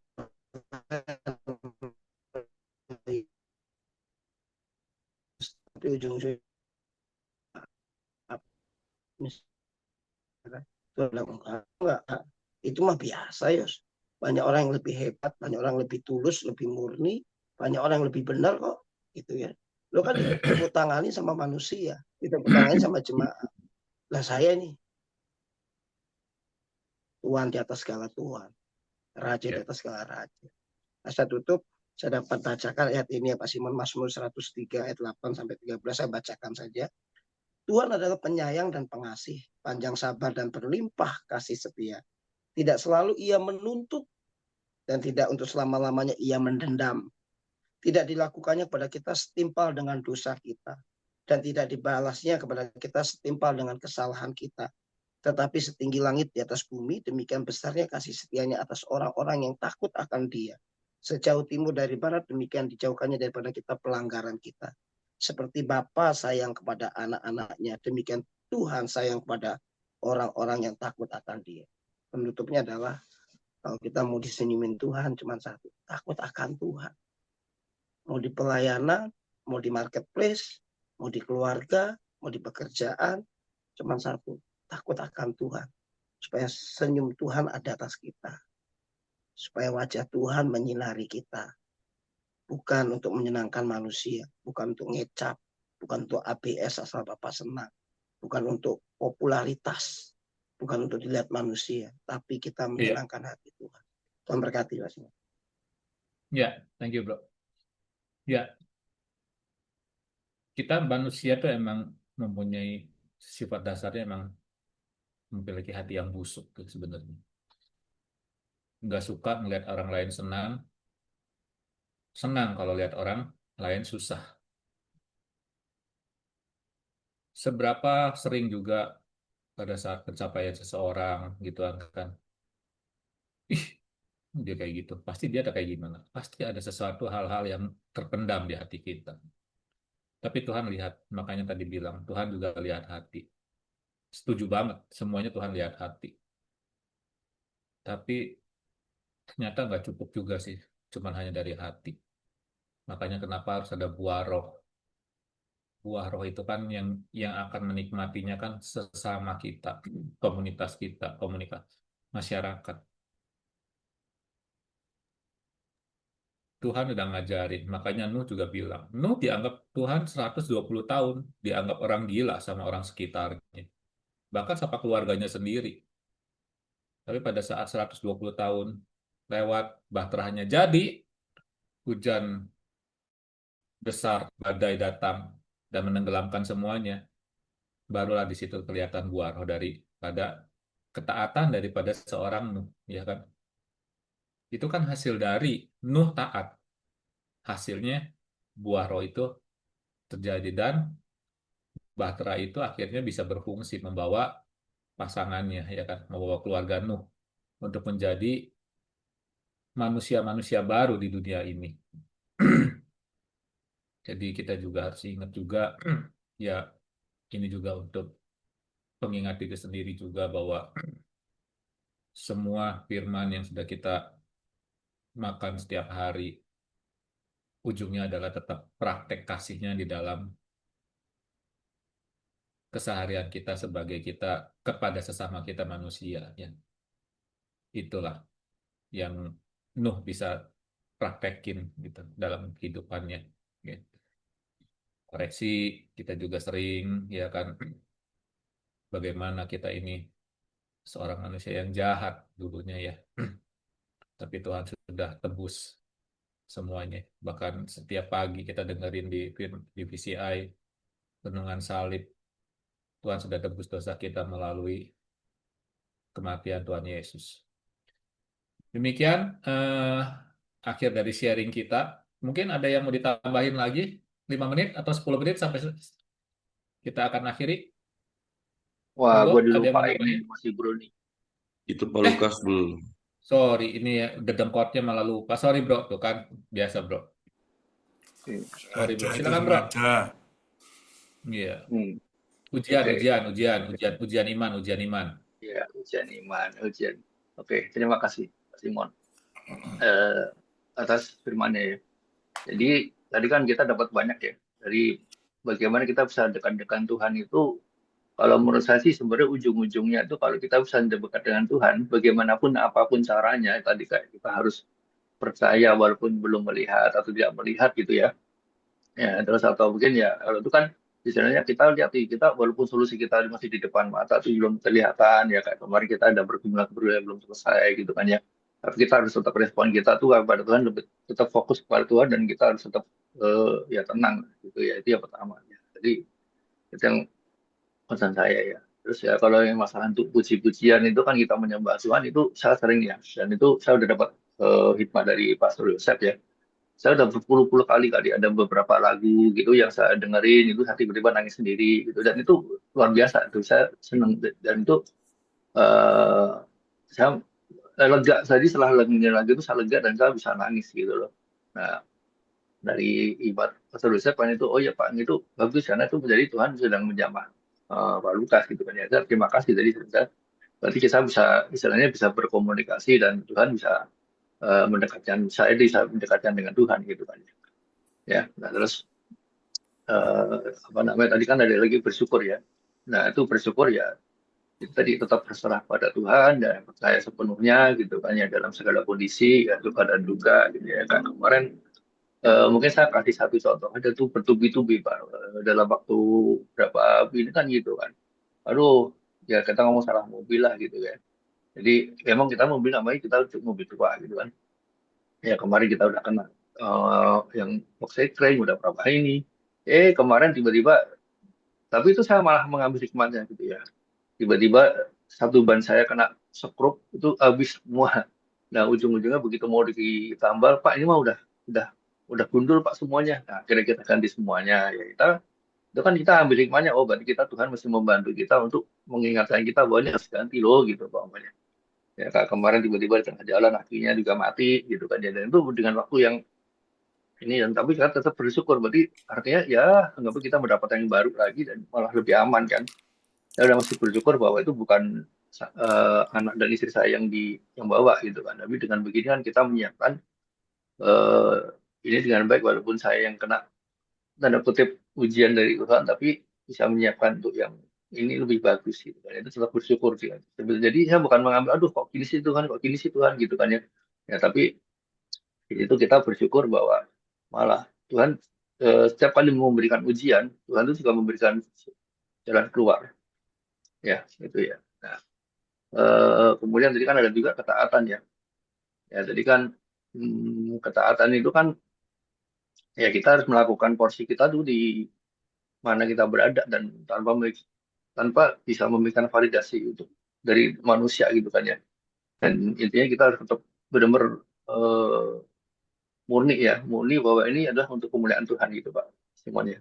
Nah, saya kemarin ada menceritakan ke beberapa teman di sini gitu kan. Ya maaf ya mungkin saya agak sedikit omong vulgar aja gitu loh. Jadi karena dengan adanya leader saya ini, saya tuh tahu nggak Pak Simon? Saya tuh kemarin dimaki-maki Pak sama satu orang gitu ya.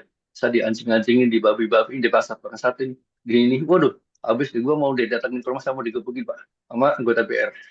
Gitu ya Pak Chan.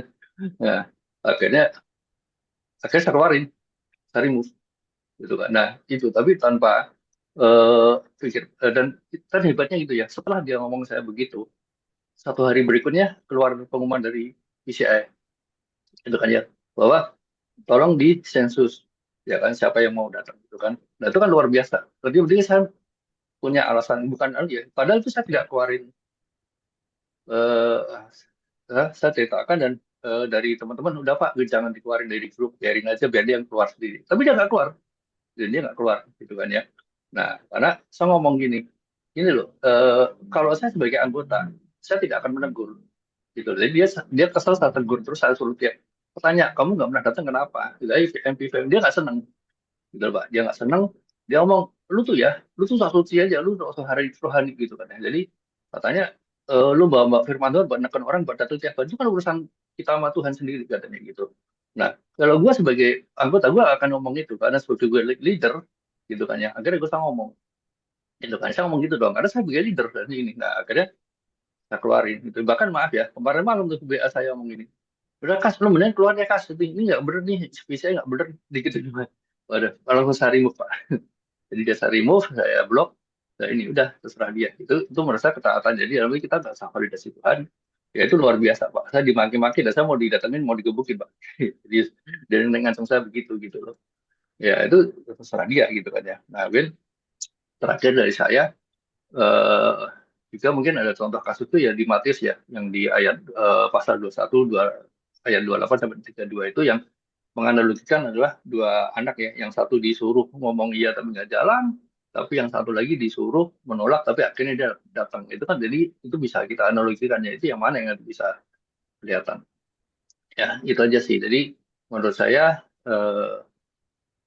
ya intinya apapun kedekatan kita dengan Tuhan itu kita nggak usah jauh-jauh gitu kok kita tuh ujung-ujungnya akan dilihat sendiri akan terlihat sendiri gitu kan apa itu hasilnya adalah ya 9 buah roh ya yaitu adalah kasih sukacita damai sejahtera kesabaran kemurahan kebaikan kesetiaan kelemahan rembutan penguasaan diri ya nah itu sebenarnya kalau emang kita bisa mendapatkan hal tersebut gitu kan itu secara otomatis di luar di mata Tuhan dan di mata manusia itu otomatis kan begitu saya nggak bisa lakukan hal tersebut pasti juga manusia juga akan menjauh dari kita. Teman-teman pasti akan menjauh. Orang-orang pasti akan nyinyir. Orang apa. Tapi kalau kita melakukan porsi kita dengan baik, ya pasti teman-teman juga, bukan teman-teman ya, pasti anak, istri, apa semuanya. Ya, mungkin saya tutup dengan kesaksian gini Pak Simon ya. Memang beberapa tahun kemarin itu kan saya sering ya bentrok dengan istri apa semuanya. Tapi luar biasa loh. Dengan saya berubah di desa sendiri apa semuanya. Kita udah beberapa lama nggak pernah bentrok. Kita nggak pernah ini dan sudah mereka juga udah sama-sama ngalah gitu kan. Itu luar biasa, itu yang saya rasakan sekali sih. Ya, itu aja. Terima kasih Pak Simon. Iya, bro. Semua pengalaman hidup akhirnya ujung-ujungnya pasti akan ada korelasi hukum timbal baliknya, ya kan? Ya, emang hubungan relationship antar orang nih unik, ya. Menurut kita benar, ya belum tentu juga orang lain yang menganggapnya benar, ya kan? Kalau menurut kita benar, kalau kita salahnya salah, ya jadi salah, gitu kan? Jadi semuanya memang harus belajar kita juga semuanya ya. Ya, thank you Bro Lukas untuk sharingnya. Ada lagi tambahan terakhir? Saudara Yosef? Ada? 3 menit terakhir. Sudah cukup banyak hari ini kita dapatkan hal yang berharga, ya, dilakukan. Benar-benar ini kunci, ya, untuk kehidupan kita, untuk kita masuk di perkenanannya Tuhan. Ingat ya, Hosea 6 ini kita bawa terus sampai di kekekalan. Amin. Ya, ayo silakan berdoa. Silakan doa Pak Pastor sekalian awal bulan sekalian. Ya, kita berdoa ya. Bapak, terima kasih untuk hikmat-Mu, terima kasih untuk Tuhan sudah pakai Pak Simon pagi hari ini untuk memberkati kami semua. Kami percaya hikmat-Mu itu selalu baru setiap hari. Dan kami juga percaya bahwa apa yang kami dengar pagi ini bukan kebetulan, ini adalah teguran buat kami pribadi.